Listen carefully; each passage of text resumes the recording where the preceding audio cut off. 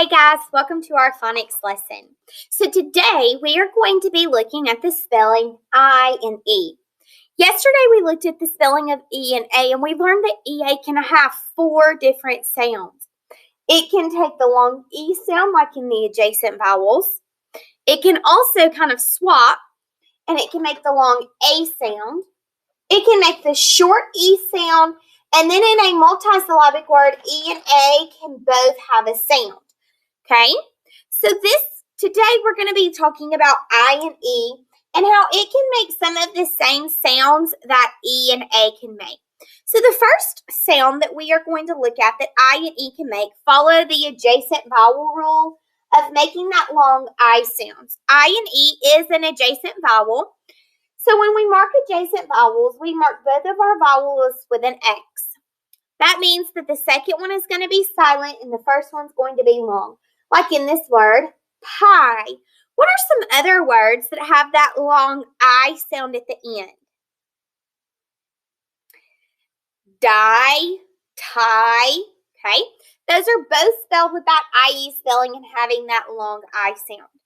But remember, just like in EA, sometimes that adjacent vowel rule can swap, and the spelling of IE can have the long E sound. Okay, like in this word, we have a vowel and a vowel.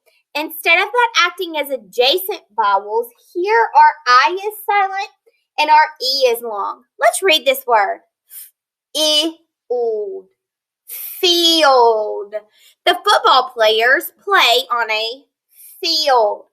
Now, if you look at where that I and E spelling is, at the end is where it has that long I sound, and in the middle is where it has that long E sound.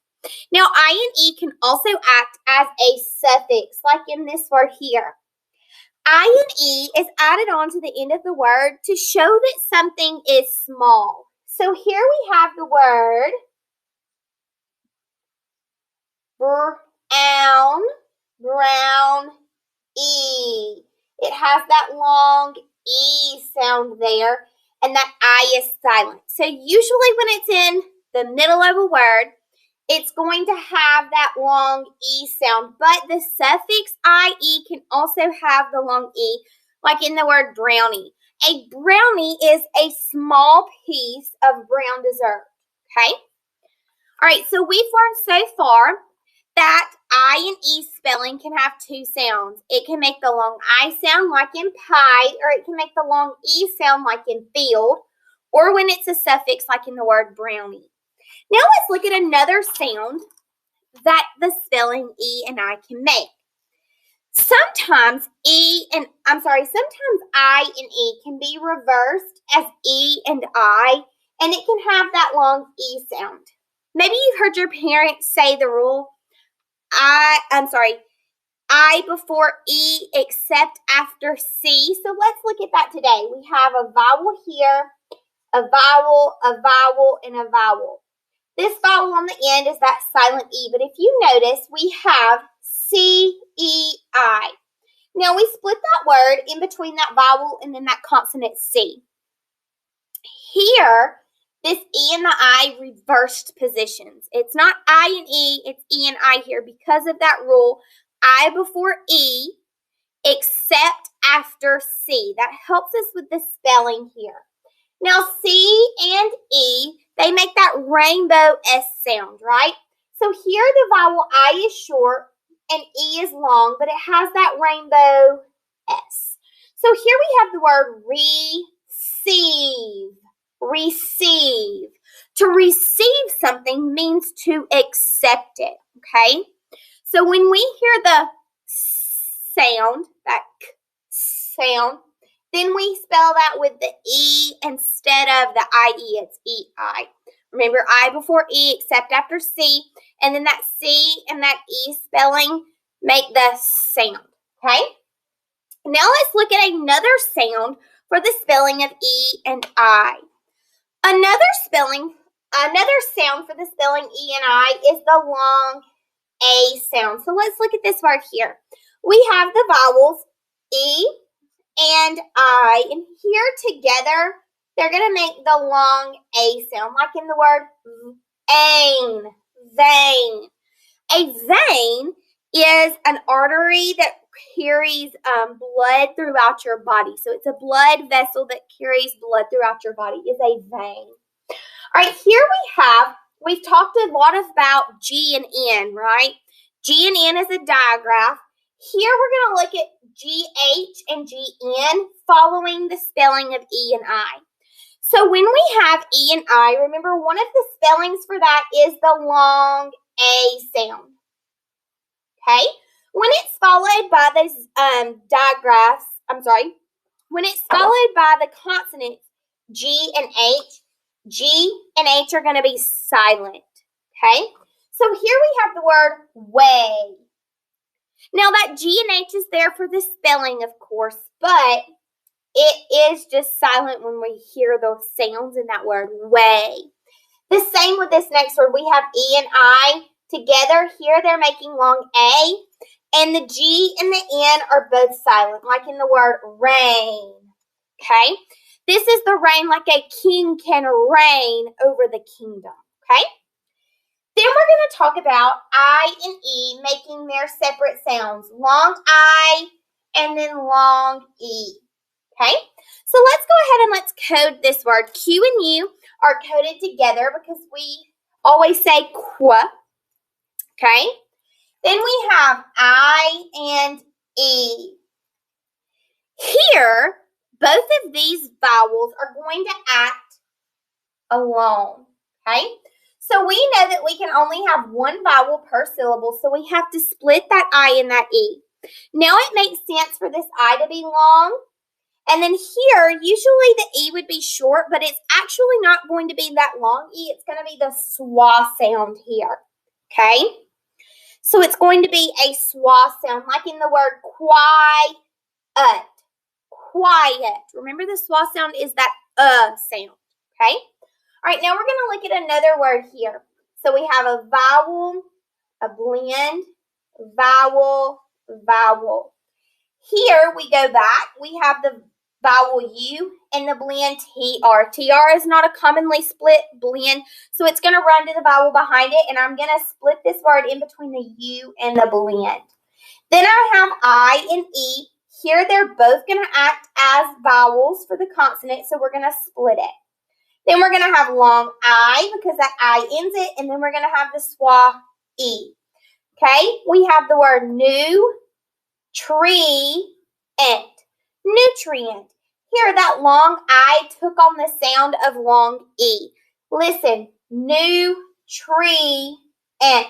So that I is taking on the sound of that long E here in this word. Okay? All right, guys, I know that's a lot of rules for you, but it's important for you to know these rules so that you can improve your spelling and so that you can read these words and it makes sense why that word is pronounced the way it is when you are reading independently, okay? Make sure that you are practicing reading these words independently. If a sound doesn't sound right, the word doesn't sound right when you use that vowel sound in a context, you can always change it, okay? All right, now we're going to practice spelling some words that have the spelling I and E. Are you ready? All right, here we go. Let's spell the word lie. Lie. Let's sound that word out. L-I. Lie. Which spelling makes that long I sound? Yeah, I and E. So we have L-I, which is spelled I and E. Remember, sometimes that Y spelling can make that long E sound at the end, but we just have to know that this word is spelled with the I and the E. Okay, then we mark both of them. This is acting as adjacent vowels, so the second one is silent and the first one is long. Great job. All right, now let's do the word chief. Chief. Okay? Let's sound out that word. Ch-e-f. Chief. Now, which spelling are we going to use for chief? We're going to use I and E. So we have that digraph, ch, which is spelled C-H. E. We're spelling that I-E-F. Here we have that digraph CH. We have vowel I and vowel E. Here that I is silent and the E is making that long sound. Here we have the word chief. Great job. Let's do another word. 8. 8. This is not I ate a piece of toast. This is the number 8. How would we spell the long A sound? Yes, we will spell it E-I-G-H here. 8. That long A sound is at the beginning. A. Then we hear that T sound. But in between that A and that T, we have the spelling G-H. So E-I-G-H-T is the spelling for the number 8. We're going to mark both of those vowels. But remember, together they're making that long A sound. The G and the H are silent, but they're there for the spelling. So we have the word 8. This is the number 8. You are 8 years old. All right, now let's go ahead and let's look at the word deceit. Deceit. This is a multisyllabic word. Let's clap the syllables. Deceit. D-D-E. Okay, we can spell that D-E. Seat. Let's sound that out. S-E-T. Seat. It's that S sound, but remember we can spell that with C followed by that E sound. Eat. Remember, I before E except after C. So after that spelling of C, we use E-I. We reverse those vowels. D-C-T. Then we have that the consonant T. Let's go back and code the word. Vowel, vowel, vowel. All right, we have a vowel and a consonant, C. So one consonant will run to the vowel behind it. So we'll split the word in between the E and the C, and that makes the long E sound. Then we have E and I together. The I is silent and the E is long, and it makes that rainbow S sound with that C. Deceit. Deceit. Okay? All right, now let's go ahead and let's look at one more where I and E can both have separate sounds. Here's the word client. Client. Let's clap the syllables. Client. Cly. Let's spell that. Cool. That's a blend. I. And then we have the syllable ant. Okay? We have that schwa sound. Here that I and that E spelling are together, right? Remember though, they can be separated. So we know that when we have two vowels, they're going to split. That means that I is going to have the long sound. And here we're noticing kind of the pattern that E is not making that long E sound. It's actually making the schwa Okay? So here we have the word client. Client. A client is someone who hires somebody else. So the lawyer's client hired the lawyer to do something for them. Okay? All right, great job today, guys. We will look again tomorrow at the spelling of EA and the spelling IE and all the different sounds that they can make. Bye, guys.